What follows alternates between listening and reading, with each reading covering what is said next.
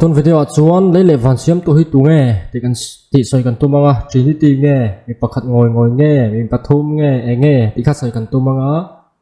enge mo riat nga ya oma chung te chu kan bi anga in the beginning atang in kan tanang Genesis bung ka chang khathin soi thina athiam ril te le asha ril te nge riat ril tum te nge ka sen lawa pathian in leile van siam ti hi a hebraya chon van te ti hi masa a han han tia nia masa nge ya English chan kat version chan kat po cho tiang chon a oma engpo ni sela chu chon om zedang lam nei ani chu tiang khat tiang ti zong khana han soya nia alo nei po ni te reng sela chu lam chu kan chhui tum ni lo vai kan soi thui lo wanga ka soi do zo ka chu mizo tonga leile van tian da hian a chumi om zia le concept cho khoi boi chuang lo ti kha ka soi do a chan chu mizo tong chu man dan bi te te oma tong sang sang po ani thau sap tong nei mo Greek Hebrai po ni sela man dan an nei veka mizo tong a chuan nu le pa kan ti a u le nau kan ti a nula tlangwal kan ti a leile van pi le pu tu man pu le pi tlangwal nula tingai lo ra nula tlangwal te po tlangwal nula ti tral thuam lawa mizo tong man dan ani lo mio wangin ke mane tong man danin leile van nan ti maya pi le pu ti tong kau che khatiang phrase om thasa set phrase kan nga em ani ve man dan om thasa set phrase ka om sa a chumi pe la van le lấy han ti tral kha mizo tong lawa om zia ka khoi boi lo mizo tong a kan man danin kan da ani ti kha re mai ta ila all sam ani mai kha lai kha chian he tur ani han ti le ta ila amizo tong man dana kha chian he tur ani chu ani lo chuan buai na hi kan thlen thina le len dik lo te kham ti le tho thina ani vek lo ti hi ria ta thakop maya ti chuan ka soi ang khan tu man nu le pa kan ti te pa le nu an ti tru an ti tral tral ngai lo mizo tonga khatiangat mang du nom jon an mol hle ti na maya set phrase ni a om thasa a om dan kan man tur ni a fixed phrase te pon ti ni khatianga man chi kha ni ti na ni chu ka report ti la ka soi du zo ka chu Genesis bung kha chang khata pathian ni na ti hi leile van asiam ti asiam hi singular verb ania yes adik singular verb ani chon third person singular verb ani chon mi pakhat ina thilati soina kha ni maya mi pakhat na tho mi pakhat in action na perform ani ti kha soi dan chu ani a chu wang chuan midang an tel lawang she writes a letter an han tiang che kha ama me che pakhat kha na zia ka an zia kho lo ti na ni maya ka tiang khathil kal dan chu nia ti chuan yes adik Elohim hi plural po ni sala pathian pakhat ai tam soina ni chuang lo hebrai ho ngai dana adik zel ani hi kan video chhun jom lang deuh khan leile van siam toi tu nge ti soi kan tum don awang in ti hian ka han ti lok ni sala video pare lo tura ngai adik em singular verb ani te meu a thalo tu chuan kan kai phei don ta ni bible jiak tanga lalte pakhat na bung ruk chang ni khalo lo keu ula Solomon a chuan temple chu asa ani ti kha kan hmuwa tro khami chaga kha te chuan kha tilaya asa ti tong kam bil ta po kha hen en ula va pani a tro called stem ani ta tro hai perfect tense ti chuan enge third person masculine singular verb ani singular verb tho ni ti chuan Solomon a po chuan midang tel mi lovin ama in sa ti na i don ni mi pakhat action perform singular verb kan ti wang khan chu om zia tor chu ni ta ni awa pa so kan soi don ni chu wangin Solomon a hian temple po hi ama chawna sa midang tel reng lo ti na ni don ta ni kan the thiam ma chu tiang chu ni reng lo ni ti mi pa ngai chu kan ra ka la ni a chan chu bible i ngai dan po soi lo in bible mi hi en pa tang thil ni na ngai dan han te khan thil lang chiang sa hi oma ai zia kherangai lo in zia kherangai lo hi oma ti na isak bible la mi tu ta na mo fa pan thrin thu ta kan hu fo wa an che suala chu mi chon an mu du na ti in zia kher lo wa rai chung chang ta po khalom ta in ti ni mo emo an che sual thu in zia la wa chu wang chon an che sual lo ti ngot chin la wa chan chu an chết xuân là vinh ở lại thấy lâu ít số trồng trang khát chỗ thu sản lâu ni ta sẽ là chỗ thiếu chiang sa hiểm vậy khát tiền khát cần soi lâu tôi khát sẽ tại là cội dâu lạc sám tổ anh là vắng cho lâu tập bản hiện là sim hi en sun lâu tập hi en sun dòng lại xin nào en olah hai lâu tek pakhat na bungruk ma chia bunga na trăng khăn anh share ta olah để cho trang sòng bắt thum trăng kan trăng nga đến lâu Solomon là chọn Israel hậu dòng zinga miền hạt thóc rồi lụi Paul là xem mà rồi lụi Paul chúng bị xin thum anh nè anh vẫn tắm xì em đó Lebanon là chọn thắc khát in thắc dễ đến xin khát ở đây thì na thắc khát Lebanon là anh han oma thắc ni anh mà ni in lama Adoniram chứ hạt thóc rồi lụi tới hậu tu anh nè đến Solomon là chọn thil phurmi sáng sari lệ lung chermi xin riết ta ngã thế này chung te chu tiam lawin Solomon na chuan anna chunga ho tu big na thok veng tu sang thum le za thum anei boka ten lal thu pe kin lung phum chu lung cher sa arem turin lung lian pui lung man tam tak te chu an ron la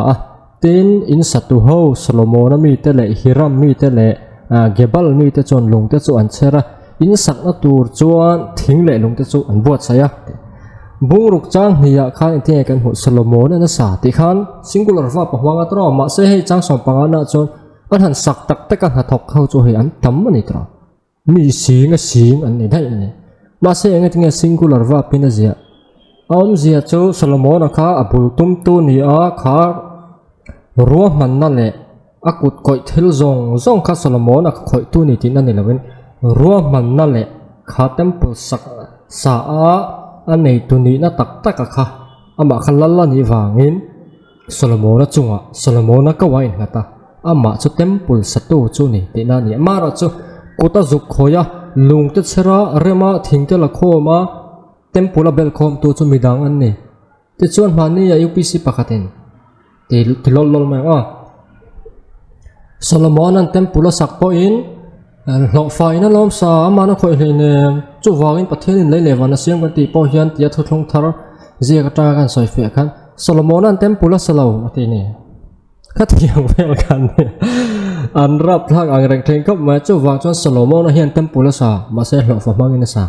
chiang tro mà sẽ mà chawa sak ang main singular va pina gì cả singular va pa gì vàng in mi dang tel thei mi lawa kan ngai do na ni chuan Solomon này hiện mà in sa dấu vết tí na ni đó na mà rồi chỗ anh lâu tí chiang takin kan mua chỗ vàng in Genesis bung khát sang khát po hiện singular verb hian mi pakhat châu na khoi tí kha soi phía chuang lâu bul tum tu chu pathian ani roman na zong này tu lal berani roman na tak này tu le kami Solomon po lalani angin ama kawa in ngat ani sumini na roman na này tu tak ani na zo kat chuan Solomon po kha temple sato ni ta chuang te chuan pathian po chu roman tu thu pe tu ber ani wangin pathian ni na sa te kha adik ma midang an tel lo ti na ni mi lawa kalai kha fe tor ni chu mi chian na chu en KJV te po khan lom deu hi anom thri na tiro KJV te invest ni na tra thawai lo KJV ngay na hang kha kan thil fiang tu na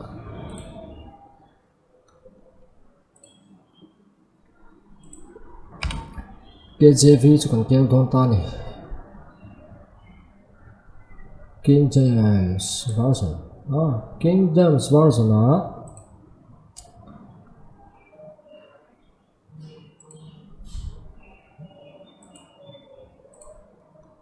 và mặc cái không hệ xuống trên xuống lệ nghe cần hộ hí and to make all men see what is the philosophy of the mystery which from the beginning of the world had been here in God who created all things by nghe này Jesus Christ thì cái gì việc hắn chiếu lút tục mấy lời gì cả chiang tao viên kan hua pathian na chuana ti ra tanga lo in thup thil mak lo in thup kha mi zong zong ho thei turin ama khan zen tel te he na po a san chin tha thil la se thei tu khan ter ko pol he na khan mi thiang hlim te bran he na khan aron pho langa ati a chu chu ron pho lang to pathian chu engting ati le Isu Krista manga engkim siam to pathian khan chung thil mak ati ra tang in thop chu ke mi thing lo tak mi thiang hlim jing te ban he ra hian toi khate aron pho lang ani aron thai lang ta ni ti khan an soi ta a ter ko pol khan an sia nga tro ti chon Isu Krista manga siam to pubiak siam an Isu Krista engkim siam to pathian tina let linga adik em a hemi hi mi zo tong chu instrumental case boi thak ve reu na chu chamin kasat kan tia tro chem khathil sa nan ka hwang ani maya chamin mau kasat kan tia he mau hi chema kasa ni hi chema kasa te pau khan chema te kha preposition instrumental case sau khala ni te khan kan om je chu kan thre theyanga Isu Krista engkim siam tu ti po chu instrumental case ni chun Isu chu agent ani pa agent ani ti kha chiang tak mai khan ron lang le zelta chu KJV hi athabera ate ha han ti thina KJV ngai na tu te tan hi ni sela so ta zo hana le ka thona mi te phai ka chu kai kan soi la wang athabera te chung khan hi ti ra te lau khan ti ve la thau don siama ti chona chiang tu ra nga ye la hi ti ra te la an pom tu ra ngai ta ila ti ra te la ti chon he ta hin kan ho dan in isuak mang hian pathian in engkim asiama singular verb khan intring ne na tho kan te kha lai chu ni chu wangin singular plural ti ngot hian a hril fia fai vek thei lo zia hi chiang khopin ka ria chiang tu ra ta po ngai ta ila kha KJV kan hu dan po ni ti kha kan soi hrim do KJV ten pachuak all lawan ngai na ve si an ba ni voto bok hello ni fo ani mi than khat chu an ti ila oneness te le oneness lem lo Isu pathian na pom lo tu te tan po ni ta sala Isu Krista hi Bible hian da chung nung khop mai pa ezena da pa nen ko equal da thil siam chung changa po creation account na po hian pa le fa pa le tharau thiang hlim hi Bible na khung ani ti hi cheng takin kan huwa chu fiat le zualin soi chu kan tum do na ni ti lai kha poi thai in kan soi lok ang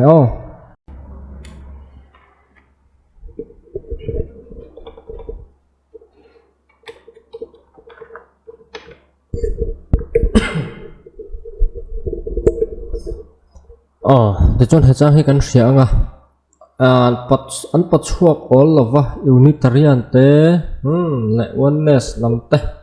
Isu pathian na pom lo tu te la ani na ba ka hu pathian Bible na zia lo dan thleng hu pathian le si tu te pathian thu man fu lo ho hian an lak chu all lo ani trinity be nan hian mang thina chu kan hre thawin ka ringa an pachuak all lova athan lai hi an du lai la hi ziak angin an hril fia an ni vek maya ren na zirtir na fu lo le kal swal ho chu khatiang khan ni vek vain trong tuang pa ngai le literal language ni ren kha ati na an ti le zi ang khan an soi thei lawa azi ang hril fia pop don chuan buaina athlena hyperbole ang chi ni lo chuan pathian kha ultimate source ani zia ain soi na ani ti laya kha kan oi lo chuan buaina za kho om ni he chang aranga po hian ti kha hret phot ta ila chu kan soyanga du lai chua literal du lai chua and figurative anga han hril fia le ngot zelta po hi chin lo tha em ti te kha kan soi ma sa anga ti chona context hrim hi en ngai to ila Israel fa ta khan sol em Isaiah mangina zila in na ape nakin an hui ngil tur thu ten sima enge mo hun an hui ngil tur thu te enge mo fa rualin an ui re san thina ni chu wangin heta tunga kan he na om tia mizo version English revised version an le lintel nei ta hi chuanin he KJV ni tunga kan he na om ti tak kha chang som hi palin hian anh ziak law ni KJV kher kha kan pacho ve du mi hian an war ema war tu te hian KJV hi Trinity Bible ni ti hin hria ta ngai nga hriama chi chuan idolator sao milem betu tesle Israel ama betu tek kha akhai khina kha khang ho an pathian le amai khai khina nia Trinity lama soilo hrim hrim te hi hriat photor ni chu context ania te chuan thus said the Lord thy Redeemer and he that formed thee from the womb I am the Lord that made all things that stretch forth the heavens alone that spared abroad the earth by myself atia English hi mana KJV kha kan thrianga tu chuan na zia chu Jehovah Yahweh itlan tu le chula ta siam tu chu chula din tu chuan ke hi Yahweh engkim siam tu ma ni chawa van kai phara leite ti zang tu kani ati ti kha anita a e chon ma ni chaw na kai phara lom ma ni chaw na siam lom midang an tel lo hi okay nian tel lo tro ma sen te boy na za khwa cho en ula na he that from the womb ti khi chula nang ma ni din tu chaw khan ti ta tro chula din tu cha khan ti a ani le chula men din hian pathian in miron din to pem ni ni su e eng tin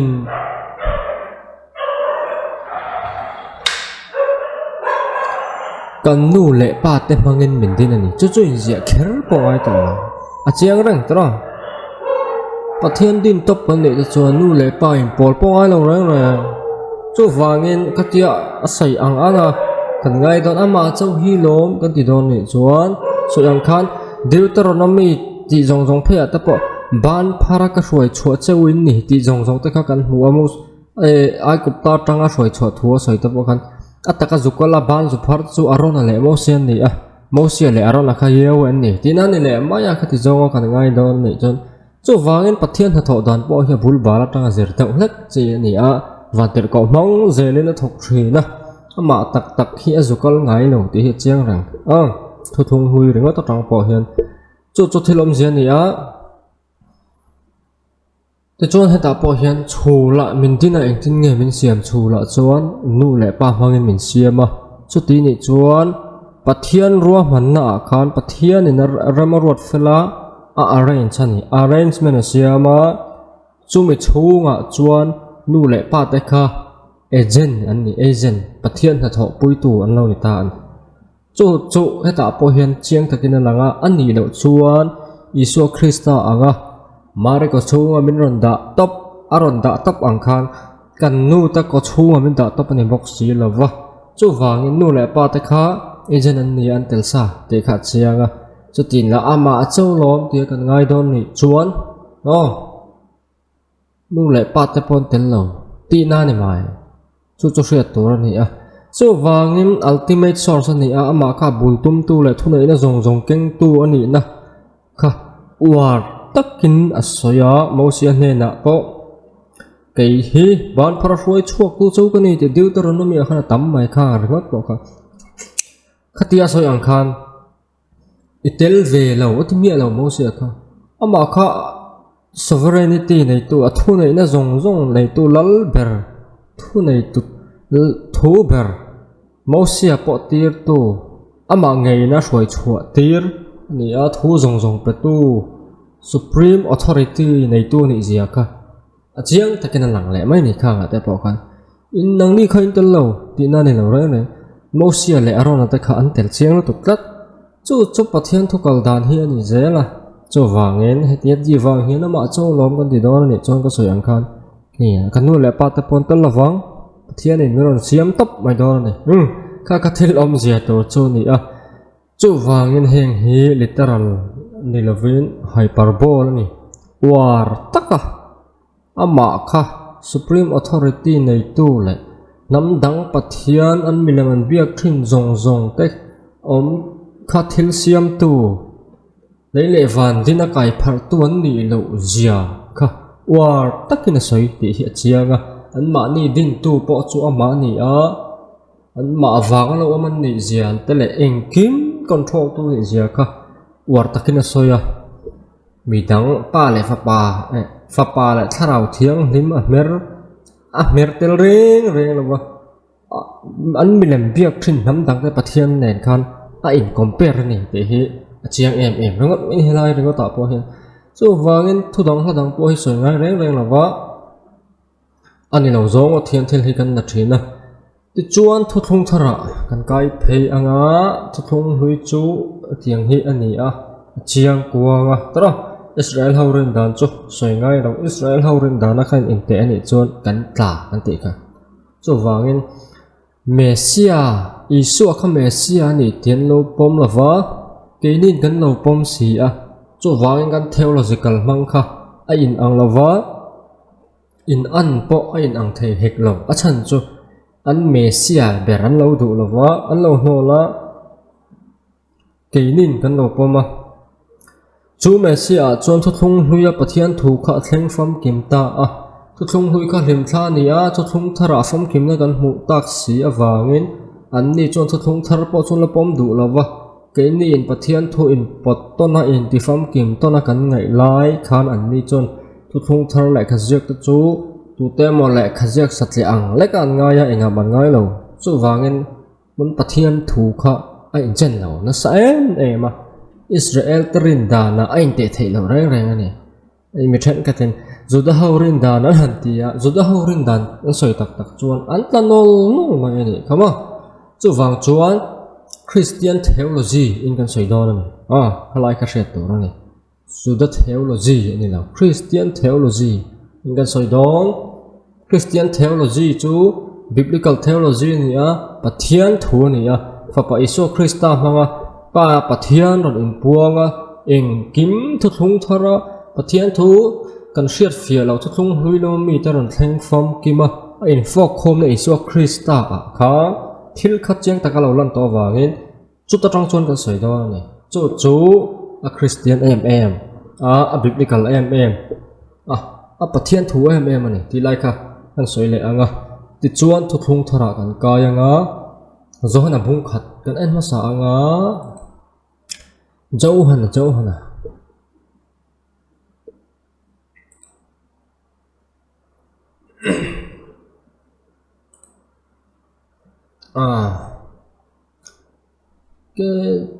KJV and look like KJV is all things were read by him a subtong a passive voice and tiang deuh khan a mai heta I chona Iso khan engkima siam ti na sathian ni mai tur om khan alang thaya ti chuan ma se NKJV a chuan ani le to mi alawa engpo ni sala revised version hi kan en na kong mizo bible an le lim na hi chuan en revised version ka kong revised version 1885 heta po hian ani thau ta zo bible an le lim na version po ni a KJV le hi KJV revision ni wangin ai nang da thup ani revised version le KJV na hi chu kha thata ila England lal khan King James thonga kha khati lion lal khan King James ani revised King James ani te kan ti tunge kan thai he kha khan revised phal na hi ape ni chan chu sa ko ran lal kha ko ran apo ho tu te ni thina kha hun lai te khan ani khan revised phalna mai ba ka a then lai thur moi lo le engemo lai tak chok then phalna thleng ina pe ni anti a sensor phalna an che kha so wang chuan KJV revision ni te por han ti a thenin KJV revision ve sing atinge text lang an man chu te kha te ter han ti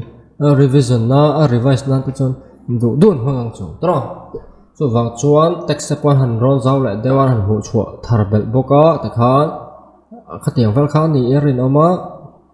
soi tur tam hle ma hi chung chang po ti chuan ai nang ta NKJV chu lo dang lam le ta New King James se khong la ha te all things were made through him aron tita hi Greek trong anh diễn đàn này kan soi phô thanin instrumental case angin thil fia than cho instrumental pa ngai ni lo ve anti eng po ni se instrumental pa ngai ni lo anga soi ta po hian word hi agent ni ti khan soi dan ni zelta ni creation a khan agent ni ti khan soi dan ni zelta agent ni chuan engam jen ni ang ama top kha thil siam tu ni lo ti na ni maya tu emonen an tang du na anin kopa in thuruan takin tekhan an siama iso krista chu ane big tin ani chong lo agent ni we train ka instrumental case kan san soi hian mystery tiang te hi an suang to phak to kan ne a travel real maya suang to phak dan tok te kan nei ve ani tekhan sata ila Solomon temple sak dan to kan soi to kha kha te nei khan lo compare zel ro te chuan Greek trong chuan ai je da commentary te hian en kual ula at commentary tamna an soi dan hi in ang thu faka chawang pakhat en chinila a that ka renga bak chui no en chun jom do ni William Barclay Daily Study Bible hi lo po hin soi chiang khom mai Benson te la thai Henry tam mai tro Cambridge Students Study Bible ti tem ma tam mai pulpit commentary tiang chi te khang zong khang ji dai ang fek chuan an chang refer point ang veka loma enila when the world had its beginning the word was already there khovel kha alo on trak tir khan thu chu lo om dei to ni ti chuan and the word was with God thu chu pathian hne na oma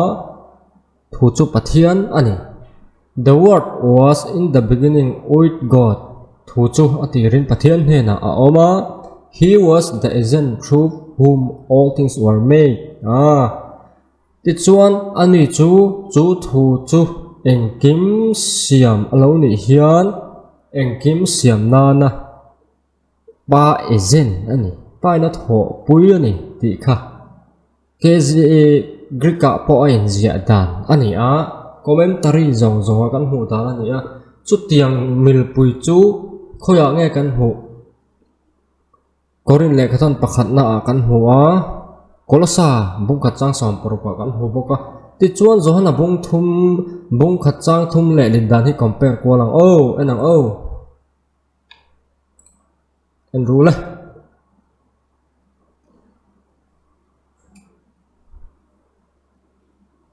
Holman Christian Standard Bible chuan all things were created through him tuna soi ang khani le ta tra ESV po chu ti bok ani King James hian tlemangai sol thei deuh khanan da chuan revised version po khanan da boka the message chuan tuna kan soi ang khan agent ani ti khanan da through him chuan NASB po in chu ti bok chuan da NIV po in chu ti chuan da NKJV po KJV pa ngai mi ang ni lo khan isu kha agent ni ti zong khan lo da le to NLT an da NRS NRS te khan lo om boka ASV om boka the Bible in basic English lo om boka Beren Standard engkim maya common English Bible CEB Common English Bible with Apocrypha the complete Jewish Bible Derby translation Good New Translation zong Bible version tam zok fe ni chu Greek kan zia dan ani ti kha achian awangin lelin dan kan thak hlom ta ni an thak tia KJV na lelin lo dan ang khan an handa ta chu ani dan ani wangin new century in hetan KJV dan da vele compare ra la chon ka Bible version lan lelin dan zong ta ngai to chuan tam zok fe in ka soi ang khan agent ani zia ka Greek tong in zia dan khan an la ta mi zo CL version po an le din dan dang lam ani ti kha ta ila mi zo CL version po chu good news atanga le lin ani nge a an ri anga tro chu thilom zelo ni to na chon kha ta ila i so ina ama siam deuh tho anga lang thaya kha chin felin lo om ta ni ti ila bi zau a bi kwal tam ve hi angai khop ma thil chu eng kim ama manga siam ani a ron ti ta chat mai ni siala chon kha chiang ta atro ti chon khamit luk pui kha kan soya ter ko pola pai chon instrumental ke samang la sa zuala ti ta kan soi to a kan soi non lawanga kolosa bung kha chang som paruka chuan Zohana bung kha chang thom mi ang thau kha ni through him vek kha ni chulai cho hriat tur ni isu hi Krishna hian izenani pa izenani ti kha Bible kan hu dana ni a ama chon ang kim blame le vana mi zong siam ni a mu thele ang kim ama wa siam ni ma ta tur ba kala om ni ama chon ang kim siam ni a ti zong kha kan hu a tro chu tuna Zohana zia kami ang bok kha ni a korin le khatana mi po kha chu ti thau chu ni a ti chuan isu chu video ma sa kan soi to ang khan Tidusin 41b ya kan hu angin agent ani isu ka ama nge in pa in mitir ti kha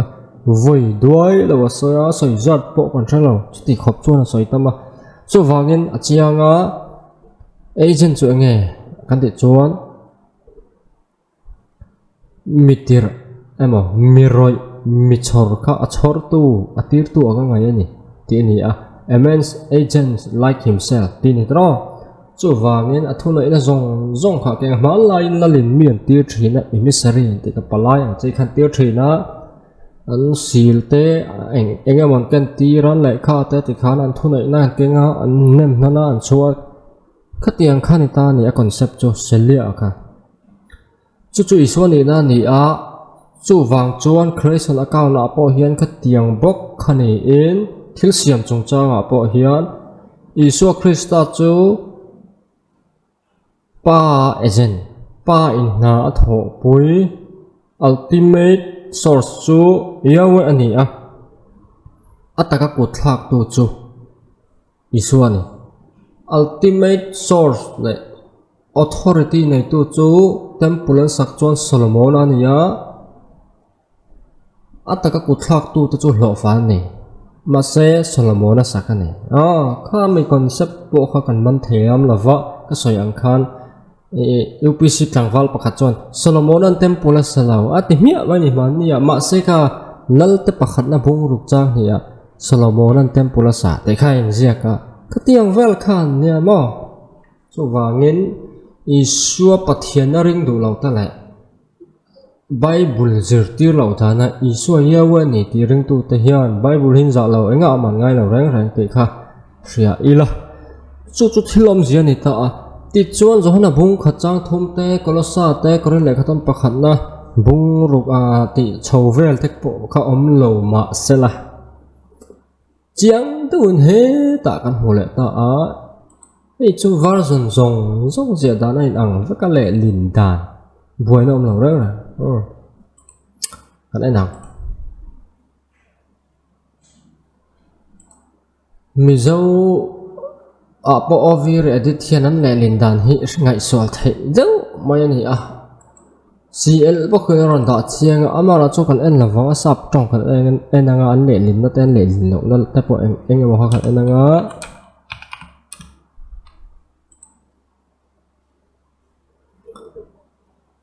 Good News Translation. In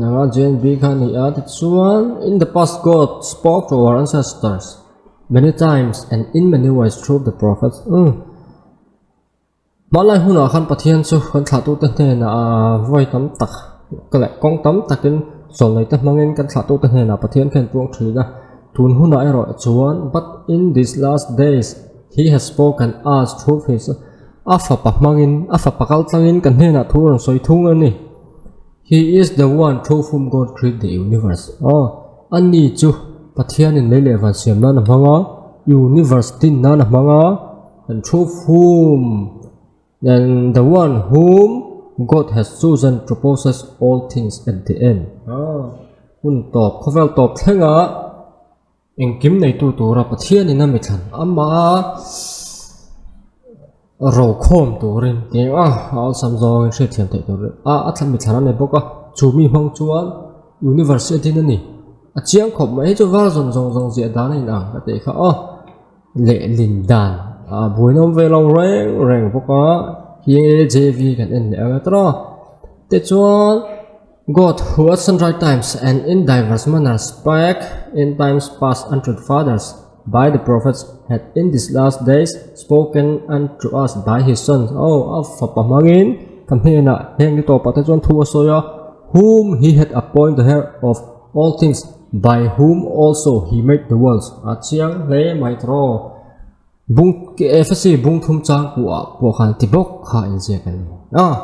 Isu Krista mga engkim siam to pathian chu wange chiang ta em pathian mana han thla tu ta hena kong tam takale thil peng tam taka in puang thin takan tu in puang thin pathian khan tu na chon afa pahmang kan hena thu soita ani chu engkim ro chun tu wa ro tin chu afa pahmang chon he khovel leile wan chungom zong ta hi adin ani ti kha chiang lu tuk tak mai ran zia ka chiang em bengot mai ni version lar keu chini la tro revised version kha kan en le la kong me zo of re edit an le na ka ma sa en ta pa ni chau ke je vi nei nang tlang phui ka te kha he cha chiang sa through whom also he made the world ai ti le mai chiang ai nang vek song kwal ula Bible le in sang hema ai nang vek mai ni he chu has in these last days spoken to us through his Son. God made the universe through him. In je dan hi chia ni helai chang chu le zo la na chu je chu ni NASB te po hian anela 1995 in these last days has spoken to us in his Son, whom he appointed heir of all things, through whom also he made the world. Ai nang vek ka te kha chu wangin leile van dina siam ani hian pathian kha mai na chen la supreme authority nei tu ni ultimate source ni agena isu mangani chu in sia dan chu ni chu wangin leile van siam tu hi pa le fa pa le tharau thiang hlim ni tharau thiang hlim po pathian tharau chuan tui chung te chu opa ti te kan hu hwal kha Genesis than chuan thi thovu ka ti te poi na han le to the book of Yewa tiang chia te kan eng po chu lo ni sela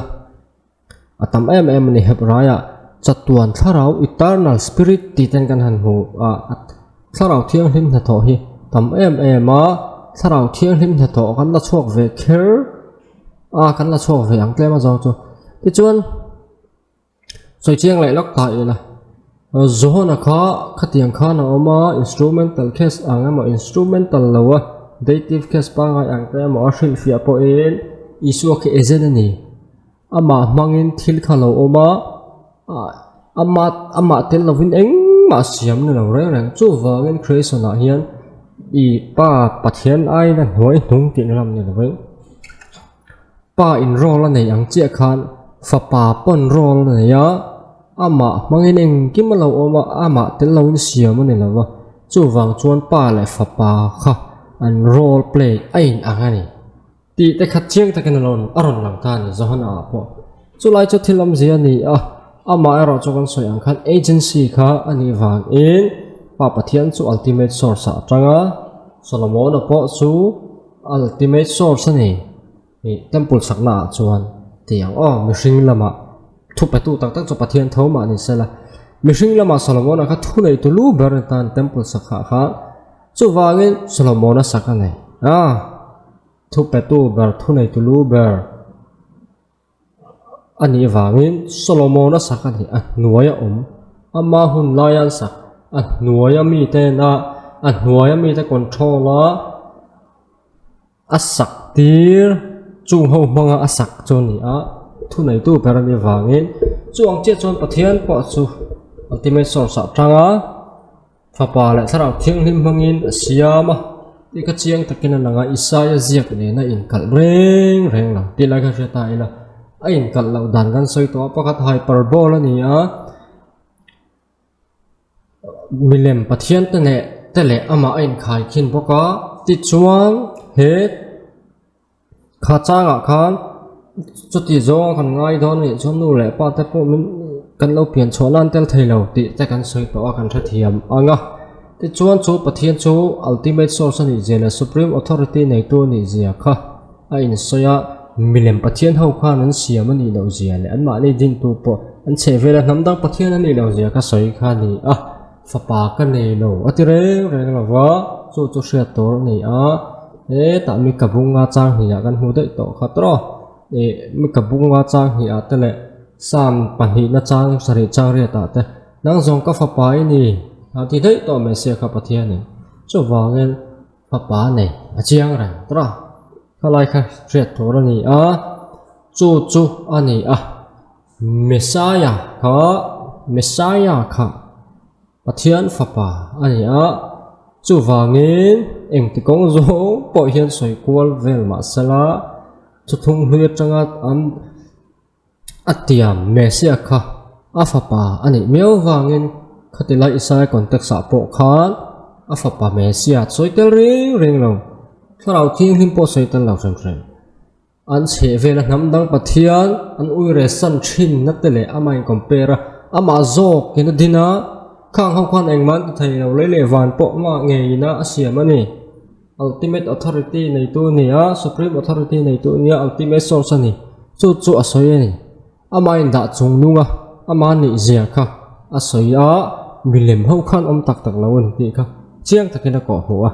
chu bible kan hu dan ani a isaiah zia dan om zia po ni a context po ni a khalai kha re to ni a tin zohana le khaton kan te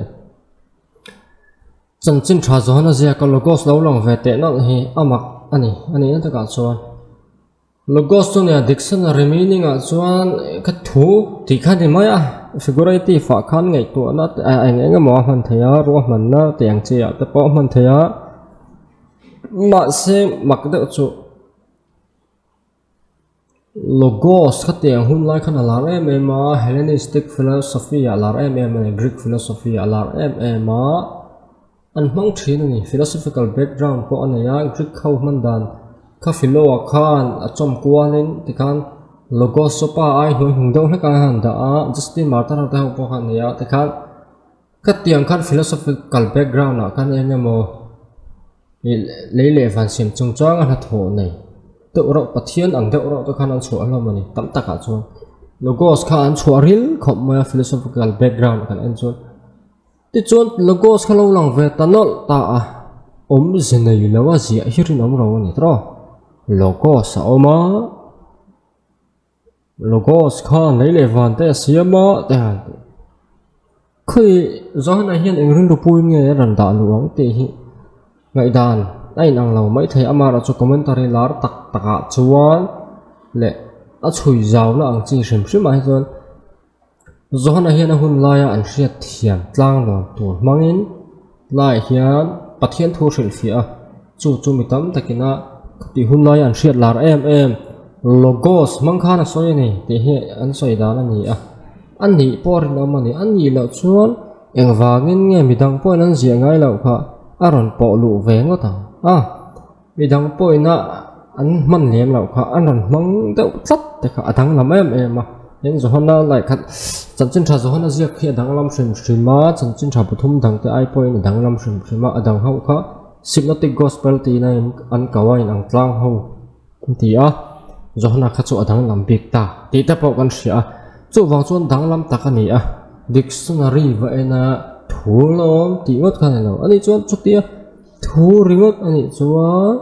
Genesis bung kata thu ni sia matro no bro se tia lo ma thu char khani don ta ni pathian thu chuwa ka no bro se tia lo ma ya khami thu a khan ngai tai la pathian chu ni lo ven thu soi zo ka kha ti sa ro chang tur chu ni ti na ni le ta zela chu wangin zohana cha lek san chin tha zohana ron han very god dan an chuya an thu thuk na chuan philosophical background kha arin om ta per bai ni ron om mo chan tur kom lo san chu lei evan siam chung cha ta hiya logo sian tha tho nei na soi ani philo ta tangel po khan an soi ani chu wangin zohana po hian khami mang khana hril fi anga ama ero chu zohana chuana ko tira ro dang thunga chu logo su isua soina la mangani te kha an soi dani a chu ti ni chuan logo chu beram nau isua kan tiang hian isua symbol lo ni don ti na po ani nga la ni heti zo ani kha thilom zia ni chuan chu thilom zia tur chu ni a chu wangin alo om ve ringo thi amak rol hian a philosophical background lam hriat chuan thil ni thei lu tuk hian ni a eng background ma tel chuang lo dictionary meaning anga ena logos lo om ve ngot chan tur ka chu aom lo ani na ta ka chuan chu wangin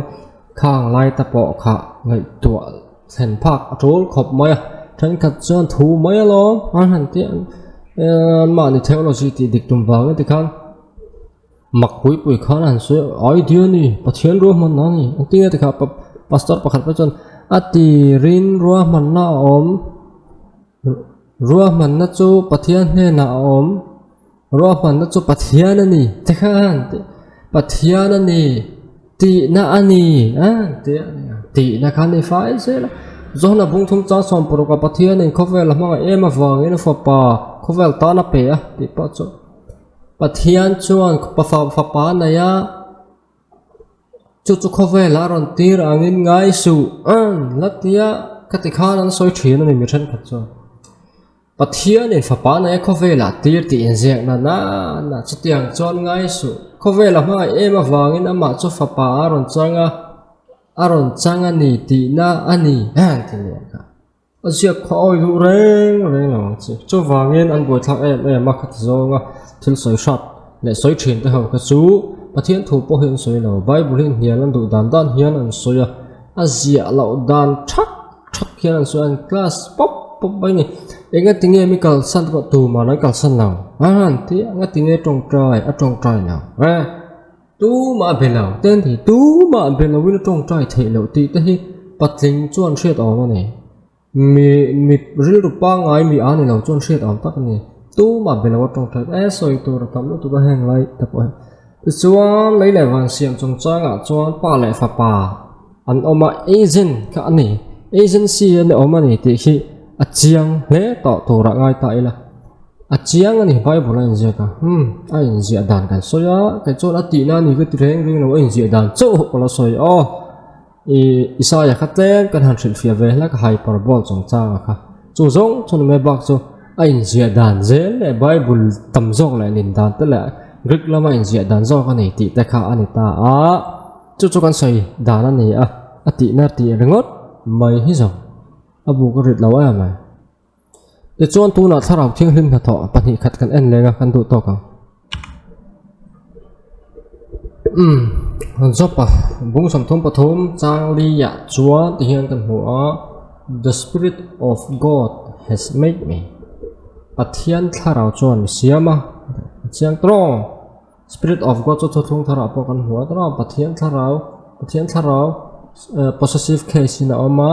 zohna bung li chang sam hi paliam ne pathian chu thlarau ni ti ni atro thlarau ani sa renga chu thlarau ni sa reng chuan lala nu pui ti anga thlarau san nei anga zia chuan ama thlarau ni sa boka wangin ama soina ni lo te kha chiang tarenga chu wangin pathian thlarau tian soi hi chu ama pathian kha ni lawin thlarau thiang hmi mani ti hi chiang mani te kha ta ila te chuan and the breath of almighty gives me life ti pathian thlarau chuan mushiama em kiếm thì thấy thọ chuan nun nami pe mi ti nung ani ti chiang le tu ra ngai ta ila en je ka chu po oi thu lo chuan to kan me ati na ti zel ka ngai la one spirit of god the wife of liana le chu liana kha anu pui ni ngal ti na ni reng lo chu wangin spirit of god hi pathian ani ngal chuan pro wife of lala po kha là lạc khăn pui nè hal thế này mà chú anh dễ đàn cho nè ông dễ cái sợi tóc ha chú thì ông dễ nè khi sao nói hiện spirit thì anh rồi là nè bắt hiện thảo tiếng thì mình rồi là nè ha tiếng ta kinhกันหูพดไม่เนี่ยแต่ช่วงนี้ฉันกันสอยขัน Genesis บุ้งขัดจ้างเนี่ยกันหัว God was formless and void and darkness was over the surface of the deep and the spirit of God was moving over the surface of the waters ที่ประเทศที่เราเขาตัวจงส่วนจะกว่าเล่นตัวจงข้าเอาไปเนี่ยประเทศที่เราขันที่ข้ากันหัวจู่คริสต์นะเห็นที่เราเที่ยงที่มันเราเตล่านี่ที่เชียงตู้อันนี้แหละบอกก็แต่เห็นสติคติล้อแกงใส่ก้อนตัวนี้ชนเองป้อนนี่สละมีนุ่งอันนี้ถ้าเราเที่ยงหิมฮีมีนุ่งนี่เราสละถ้าเราเที่ยงหิมขัดตะกอบโป้แล้วถึงจะ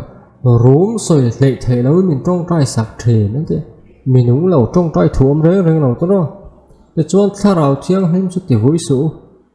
ตอนนั้นตอนชวนน่ะมาชินเชนนี่นั่นเองถ้าเราก็ที่หุ่ยเทเลยนี่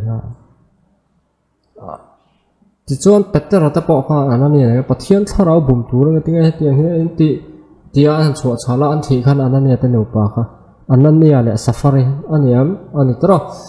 ประเทศถ้าเราบุ่มที่เนี่ยจู่ว่าเงินบุ่มไทยนี่ชวนตรงใต้ไทยนี่ชวนลุงไว้ไทยนี่ชวนอย่างเงี้ยมันจะเนี่ยอันลุงว่ามันติดข้าอะไรนะมันเนี่ยข้าไม่ตัดจังแล้วพอขันจู่ว่าเงินtuy chung ốp đồ bỏ in ôm em anh nuông á Japanประเทศถ้าเราชวนเสียมั้งแต่ส่วนว่างั้นป้าเลยฟ้าป้าเลยถ้าเราเที่ยงริมฮีเลยวันเสียมตัวเลยวันเลยชุ่งอมซงเสียมตัวประเทศอันนี้ที่เหี้ยเชียงขบมันใบบรอดจังเห็นจู่มีกันอ้อยดูเรานี่จวนกลุ่มสังนี่ชุ่งคริสเตียนทูรินจิดิงตุ่มเอ็งดังไม่นั่นเหตุเรามุสลิมเตเอทิสต์ปอยน่าอันสุดจิมเทเลวเฮอันทิ้งจังเสียลังอ่ะประเทศทุตกันนี่เสียเฮอันหลังเสียงเสียแล้วนี่สุดชะตาอีละแล้วก็ใบบุลกันหูดาแล้วนี่จู่แล้วแหละนะแค่น่ะไอ้ถูกจอกตะปอยกันสวยงอ่ะงั้นอลซัมไหนเสียเทียมอลซัมตัวริงกันเสียเทียมอลซัมตัวระกังง่ายให้ที่เฮียนกันทีอ่ะดิฉันอินดูเลยเราช่วยเบลินเราอันกวลอุลังเงินอัฐางอ่ะเฮติจีน่าเห็นกันดูตัวของนี่เราชวนอัทุยโดนลุตุกะอันนี้เดปอนินเอามาไงเอาเลยดูตัวของ